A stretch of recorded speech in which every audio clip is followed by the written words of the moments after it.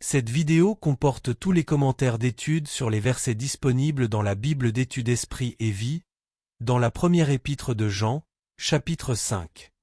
Verset 1. Crois, aime.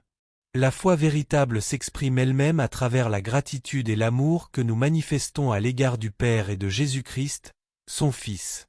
La foi et l'amour vont de pair, car lorsque nous sommes nés de Dieu, le Saint-Esprit déverse l'amour de Dieu dans nos cœurs, Romains 5 verset 5. Verset 2. Nous connaissons que l'amour que nous manifestons à l'égard des autres n'est un amour chrétien authentique que lorsque nous aimons Dieu et que nous obéissons à ses commandements, voir chapitre 2 verset 3, 3 verset 23, Jean 15 verset 10, voir Matthieu 22 verset 37, note, Jean 14 verset 21, note. Verset 4. Qui triomphe du monde, c'est notre foi. La foi qui triomphe du monde est la foi qui voit les réalités éternelles, qui expérimente la puissance de Dieu et qui aime Christ jusqu'au point où les plaisirs malsains du monde, les valeurs séculières, les voies impies et le matérialisme égoïste ont non seulement perdu leurs attraits, mais sont considérés avec dégoût, aversion et tristesse, voir Apocalypse 2 verset 7, note. Verset 6. Avec l'eau et avec le sang. Cette phrase se rapporte probablement au baptême de Jésus, au début de son ministère, et à sa mort sur la croix. Jean peut avoir écrit ce passage parce que certains enseignaient que le Christ Dieu ne pouvait pas mourir. Il affirme que Jésus-Christ est mort en tant qu'homme Dieu et que c'est pour cette raison qu'il a la puissance d'expier nos péchés. L'Esprit rend, lui aussi, témoignage de cette vérité, versets 7 à 8. Verset 12. Celui qui a le Fils a la vie. L'Évangile doit être prêché à tous les peuples parce que la vie éternelle est dans le Fils de Dieu et ne peut être reçue ou obtenue par aucun autre moyen. Il est le seul chemin et la vie, Jean 14 verset 6. La vie éternelle est la vie de Christ en nous.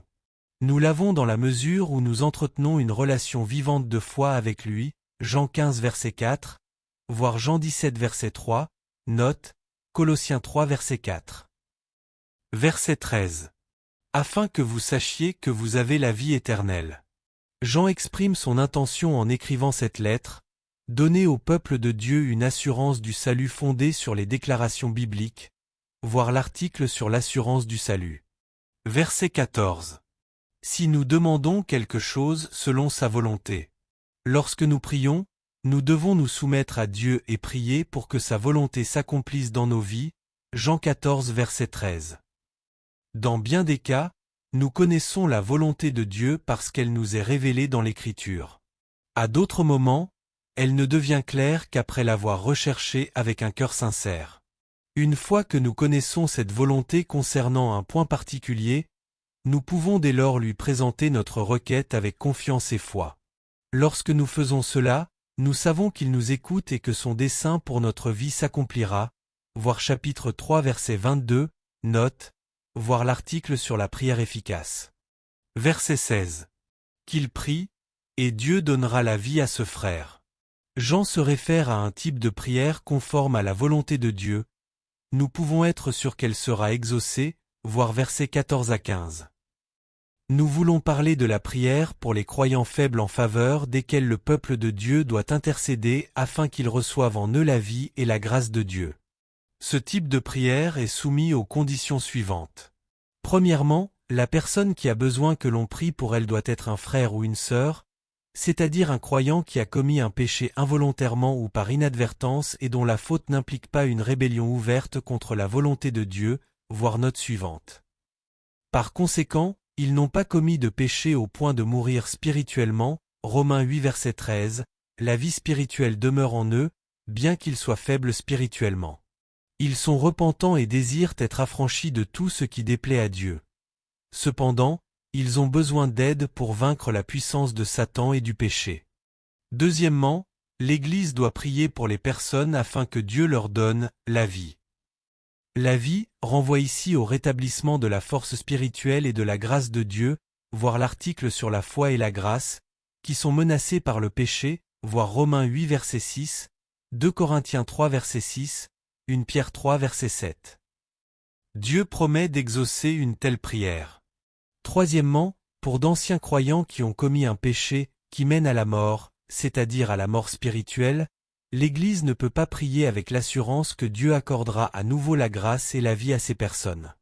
Ce type de péché implique une transgression volontaire provenant d'un refus délibéré d'obéir à Dieu, voir l'article Les œuvres de la chair et le fruit de l'esprit. De telles personnes, mortes spirituellement, ne peuvent revenir à la vie que si elles se repentent et se tournent vers Dieu, voir Romains 8 verset 13, note. Nous devons prier pour que Dieu guide les circonstances de leur vie afin qu'elles aient l'occasion d'accepter une fois de plus le salut de Dieu en Christ. Verset 17. Tel péché qui ne mène pas à la mort. Jean fait une distinction entre deux types de péchés. Premièrement, les péchés qui surviennent inconsciemment ou par inadvertance, et par conséquent qui ne mènent pas immédiatement à la mort spirituelle. Deuxièmement, les péchés qui dénoncent une rébellion ouverte et délibérée contre Dieu et sa parole. Ces péchés résultent de la mort spirituelle ou mènent à cette mort et à la séparation d'avec la vie de Dieu, voir chapitre 3 verset 15, note, Nombre 15 verset 31, note, Romains 8 verset 13, note, Galates 5 verset 4, note. Verset 19. Sous la puissance du malin. Pour arriver à comprendre le Nouveau Testament, il nous faut prendre conscience du message qu'il désire faire passer, à savoir que Satan est le prince de ce monde. Il est le malin et sa puissance domine sur le siècle présent, voir Luc 13 verset 16, 2 Corinthiens 4 verset 4, Galates 1 verset 4, Éphésiens 6 verset 12, Hébreux 2 verset 14, voir Matthieu 4 verset 10, note, voir l'article sur le royaume de Dieu. Premièrement, à aucun moment l'Écriture n'enseigne que Dieu a le contrôle direct du monde impie actuel qui comprend les pécheurs, le mal, la cruauté et l'injustice. En aucune manière, Dieu ne désire ni ne provoque toutes les souffrances qui accablent le monde. Tout ce qui arrive n'est pas conforme à sa volonté parfaite, voir Matthieu 23 verset 37, Luc 13 verset 34, 19 versets 41 à 44, voir l'article sur la volonté de Dieu. La Bible enseigne qu'à l'heure actuelle, le monde n'est pas sous la domination de Dieu, mais qu'il est en révolte contre sa loi et qu'il est esclave de Satan. À cause de cela, Christ est venu mourir, Jean 3 verset 16, pour réconcilier le monde avec Dieu, 2 Corinthiens 5 versets 18 à 19. Nous ne devons jamais dire « Dieu contrôle tout » pour nous libérer nous-mêmes de la responsabilité de lutter contre le péché, le mal ou la tiédeur spirituelle. Deuxièmement, cependant, sous un certain angle, Dieu contrôle le monde impie. Dieu est souverain, et par conséquent, rien ne se passe sans qu'il l'ait permis au préalable, rien ne lui échappe. Malgré tout, durant cette période de l'histoire, Dieu a limité son pouvoir suprême et son autorité sur le monde. Mais cette limitation librement consentie n'est que temporaire car, au temps fixé par sa sagesse, il détruira Satan et tout mal, Apocalypse chapitres 19 et 20. Alors seulement, le royaume du monde sera remis à notre Seigneur et à son Christ, et il régnera au siècle des siècles, Apocalypse 11 verset 15, paraphrase.